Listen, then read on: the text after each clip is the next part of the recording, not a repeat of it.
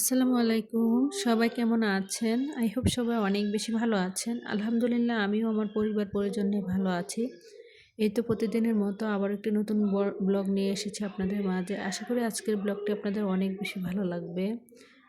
যেহেতু রমজান মাস দেখা গিয়েছে সবারই কিন্তু ঘুম থেকে উঠতে অনেকটাই দেরি হয়, তো আমারও কিন্তু অনেকটাই দেরি করে ইদানিং ঘুম থেকে ওঠা হচ্ছে। কারণ দেখা গিয়েছে রমজান মাসে তাহাজ্জুদ নামাজ পড়া, তারপরে দেখা গিয়েছে সেহরির খাবার খাওয়া, তারপরে আবার দেখা গিয়েছে যে ফজর নামাজ পড়ে ঘুমাতে ঘুমাতে অনেক বেশি সময় লাগে। তো যার কারণে দেখা গেছে সকালবেলা ঘুম থেকে উঠতে ম্যাক্সিমাম কম হলেও কিন্তু 9টা বেজে যায়। তো সকালবেলা ঘুম থেকে উঠেই কিন্তু সংসারের কিছু কাজ অফ ক্যামেরাতে করে নিয়েছি, তো ভাবলাম একটু ক্যামেরাটা অন করি। তো বেশ অনেক দিন হয়ে গিয়েছে আমার যে মানি প্ল্যান্ট গাছগুলা ওইগুলার আর কি মানে রুমের মধ্যে যেগুলো রাখি এগুলার পানি আসলে চেঞ্জ করা হয় না, তো ভাবলাম আজকে পানিটা চেঞ্জ করে দেই। যদিও আমার বারান্দা নেই, খুবই ছোট্ট একটা বারান্দা, আর আমার কিন্তু অনেক বেশি ভালো লাগে গাছ বা ঘরের মধ্যে গাছ বা বারান্দার মধ্যে অনেক রকমের গাছ রাখতে। আর গাছ আমার খুবই পছন্দের একটা জিনিস, কিন্তু মানে দুঃখের বিষয় আমার যদি কখনো বড় বারান্দা হয় অবশ্যই আমি কিন্তু সকল প্রকার গাছ লাগানোর চেষ্টা করব। তো যাই হোক, গাছের পানিগুলো পাল্টে দিয়ে চলে এসেছি আর কি বিছানাটাকে একটু গুছিয়ে নিতে। একটা ঘরকে তখনই কিন্তু পরিপাটি গোছানো মনে হয় যখন ঘরের সবগুলো বিছানা গোছানো থাকে, আর দেখা গিয়েছে দেখবেন যে ঘরের কাপড় চোপড়গুলো যদি গোছানো থাকে। আর ঘরকে এলোমেলো করে রাখতে হলে অবশ্যই কিন্তু কাপড় চোপড়ের কোনো জুড়ি নেই। তো যেই বাসায় কাপড় চোপড় গোছানো আর বিছানা গোছানো থাকবে, তো ওই বাসাটাকে সবসময় কিন্তু পরিপাটি আর গোছানো মনে হয়। তো বিছানাটা গুছিয়ে নিয়েছি, আর এই যে দেখেন আমার ড্রেসিং টেবিলের কি অবস্থা, হয়তো বুঝতে পারছেন কিনা জানি না। আমার মেয়ে সব সময় কি করবে, এই যে লোশনের যে মানে বোতলটা দেখতে পাচ্ছেন, ও কি করে গ্লাসের মধ্যে লোশন মাখিয়ে রাখে। তো দেখা গিয়েছে এগুলো শক্ত হয়ে লেগে থাকে, তো দেখা গিয়েছে প্রতিদিনই কিন্তু আমাকে এই কাজটা করতেই হয়। দেখা গিয়েছে প্রতিদিনই কিন্তু আমাকে এই ড্রেসিং টেবিলের গ্লাসটাকে পরিষ্কার করতে হয়। তো কিছু সময় আপনাদের মাঝে শেয়ার করি, আবার কোনো সময় দেখা গিয়েছে এগুলো শেয়ার করা হয় না। তো ভিডিওর এই পর্যায়ে এসে যে সকল প্রিয় মিষ্টি আপুরা ভিডিওটি দেখছেন, প্লিজ ভিডিওটিতে একটি লাইক দিয়ে অবশ্যই কন্টিনিউ করবেন। আর যারা অলরেডি এই কাজটি করে দিয়েছেন তাদেরকে জানাই অসংখ্য ধন্যবাদ। আর প্রতিনিয়ত যারা আমাকে সুন্দর সুন্দর কমেন্ট করে আমাকে নতুন নতুন ভিডিও বানানোর জন্য উৎসাহ দেন, সে সকল আপুদের জন্য রইল অন্তরস্থল থেকে অনেক অনেক দোয়া ও ভালোবাসা। ইদানিং কেন জানি আমার ভিডিওতে ভিউজই হয় না, মানে বলতে পারবো না, হয়তো আমার চ্যানেলে কোনো সমস্যা হয়েছে যার কারণে আর কি এরকমটা হচ্ছে। কোথায় কি সমস্যা হচ্ছে কিছুই বুঝতে পারছি না, মানে একদম ভিডিও করার অনুপ্রেরণা সব কিছু হারিয়ে ফেলছি। তবে আগের ভিডিওতে আমার অনেক মিষ্টি মিষ্টি আপুরা অনেক সুন্দর সুন্দর করে কমেন্ট করেছেন, আমি যেন কোনোভাবেই ধৈর্য হারা না হই, আমি যেন এইভাবেই করে ধৈর্য নিয়ে সামনের দিকে এগিয়ে যাই, অবশ্যই একদিন সাকসেস হতে পারবো। তো এখানে আমার একটা মিষ্টি আপু খুব সুন্দর করে কমেন্ট করেছে, ইন্ডিয়া থেকে আমার ভিডিওগুলো দেখে, রিমি আপু। আর টেস্ট অ্যান্ড টেলস সালমা আপু অনেক সুন্দর করে কমেন্ট করেছে। আসলে আপুদের এই মিষ্টি মিষ্টি কমেন্ট পড়লে মনটা কিন্তু অনেকটাই ভালো হয়ে যায়, ইচ্ছে করে না আসলে চ্যানেল থেকে চলে যায় বা ইউটিউব থেকে চলে যাই, কিন্তু কি করব বুঝতে পারছি না, মানে এত কম ভিউজ হচ্ছে। আমি কিন্তু টাকার ভিডিও দিলে মোটামুটি 500 থেকে 600 700 1000 পর্যন্ত ভিউজ হতো, আর এখন মোট কথা 200 ভিউজই হতে চায় না। আর আমার ভিডিওতে কেন জানি কোনো ট্যাগই কাজ করছে না, যার কারণে একদম আমি ধৈর্যহারা হয়ে গেছি, আসলে বলতে পারছি না আমি কি করব। তো যাই হোক, আজকের ভিডিও টাইটেল এবং থাম্বনেল থেকে হয়তো বুঝতে পেরেছেন, মধ্যবিত্ত পরিবারে 60টি টিপস মানলেই জমাতে পারবেন হাজার হাজার টাকা। তো সেই টিপসগুলো কী কী সেগুলোই আর কি আজকে আপনাদের মাঝে শেয়ার করব, আর এই দিক দিয়ে আমার সংসারের কাজগুলো করব। আসলে আমরা যারা মধ্যবিত্ত আছি প্রতি মাসের শুরুতে যখনই আমরা বেতন পাই ওই বেতন থেকে যদি আমরা 10% টাকা সবসময় সঞ্চয় করি বা সঞ্চয় করার চেষ্টা করি, এতে করেও কিন্তু দেখা গিয়েছে যে সংসার বা দেখা গিয়েছে সংসার খরচ থেকে বা দেখা গেছে সংসার থেকেই কিন্তু আমরা হাজার হাজার টাকা পয়সা জমাতে পারি। তো আশা করি টিপসটা আপনাদের অনেকটাই কাজে লাগবে।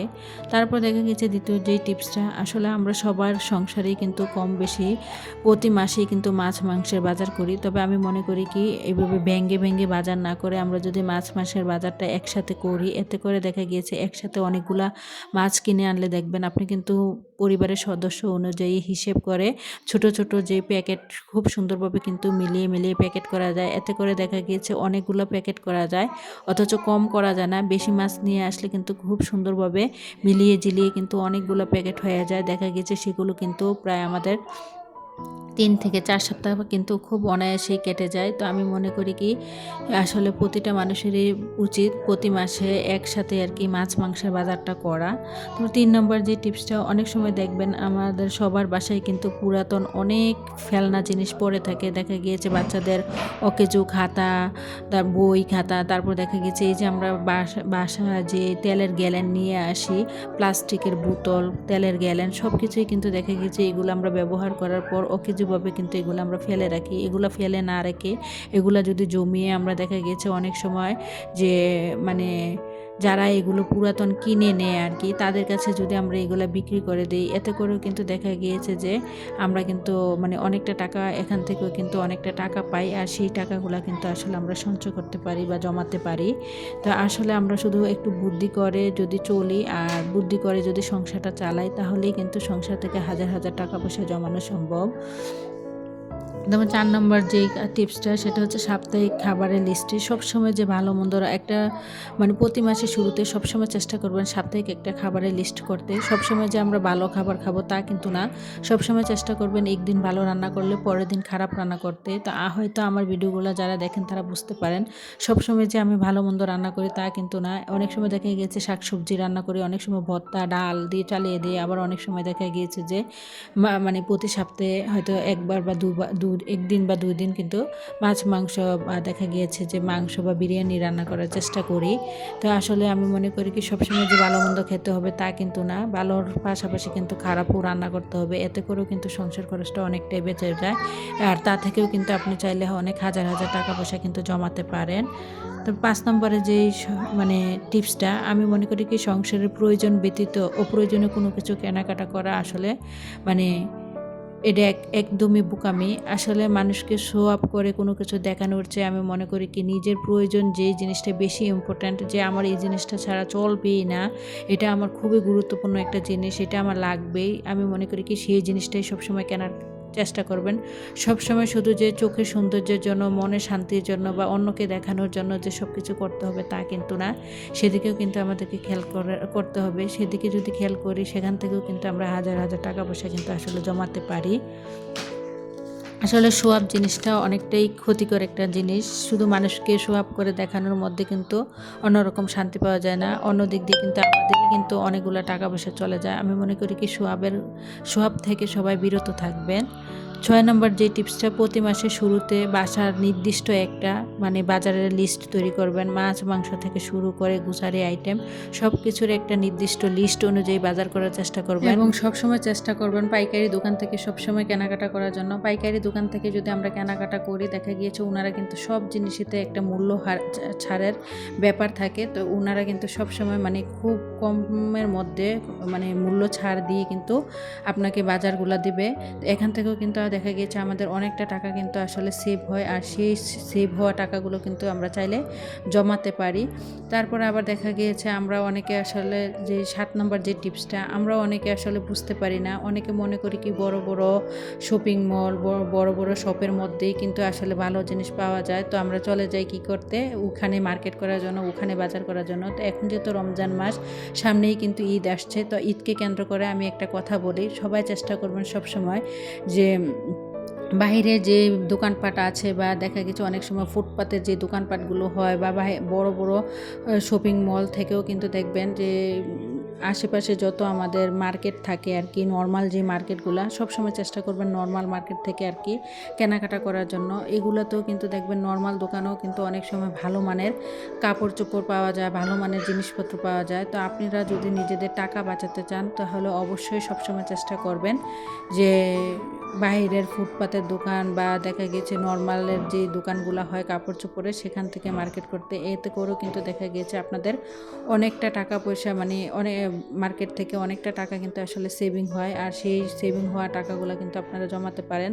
দেখেন বড় বড় মার্কেটগুলোতে দেখা গেছে ওনারা দোকান ভাড়া, লিফট খরচ বা বিদ্যুৎ বিল বা দেখা গিয়েছে কর্মচারী সব কিছু খাটিয়েই সব কিছু হিসেব করেই একটা জিনিস বিক্রি করে, ওখান থেকে কিন্তু অনেকটা বেশি পরিমাণে লাভ করার চেষ্টা করে।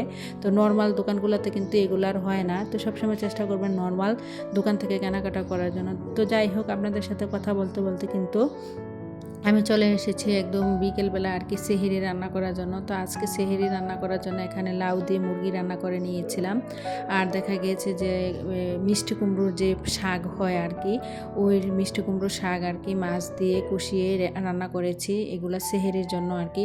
তো আমি এখন ইদানিং চেষ্টা করছি আর কি বিকেলবেলায় আর কি আগে মানে সেহরি রান্নাটা শেষ করে তারপর আর কি ইফতারি বানানোর জন্য। এতে করে দেখা গিয়েছে রাতের বেলা আর অনেকটা ঝামেলার মধ্যে দিয়ে যেতে হয় না। ইচ্ছে করলে কিন্তু আপনারা দেখা গিয়েছে যে ভিডিওর একটা ব্যাপার থাকে, ভিডিও এডিট করা বা দেখা গিয়েছে ভিডিও আপলোড করা বা দেখা গিয়েছে অন্যদের ভিডিও দেখা, তো রাতের বেলা দেখা গিয়েছে এইগুলো করতে হয়। যার কারণে আমি এখন থেকে চেষ্টা করছি যে দুপুরের পর থেকে আর কি যদি আমি বুদ্ধি করে সেহরি রান্নাটা রান্না করে রাখি, এতে করে দেখা গিয়েছে আর বিকেলবেলা যদি ইফতারগুলো বানিয়ে ফেলি, রাতের বেলা অনেকটা রিল্যাক্স মুডে দেখা গিয়েছে নামাজ পড়া, একটা মাগরিবের নামাজ পড়া, তারপরে ভিডিওর কাজ থাকে, ভিডিওর কাজগুলো শেষ করে আবার দেখা গিয়েছে যে তারাবির নামাজ পড়া।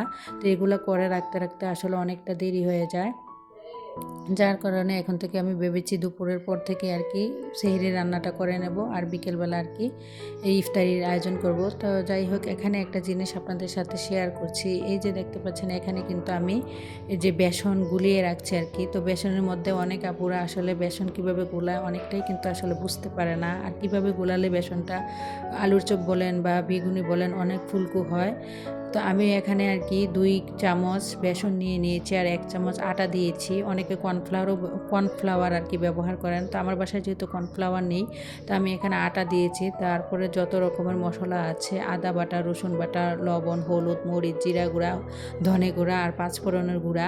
আমি কিন্তু পাঁচফোড়নের গুঁড়া ইদানিং কিন্তু সব কিছুতেই ব্যবহার করছি, কারণ রমজান মাস আসলে আমি কিন্তু এই যে আলুর চপ, তারপরে দেখা গিয়েছে যে বেসন গুলাতে, তারপরে দেখা গেছে যে ছোলা বুট যখন বোনা করি, তো সব কিছুতে আসলে পাঁচফোড়নটা দিই। পাঁচফোড়নটা দিলে দেখা গিয়েছে যে একদম একটা রেস্টুরেন্টের সেন্ট আসে আর কি।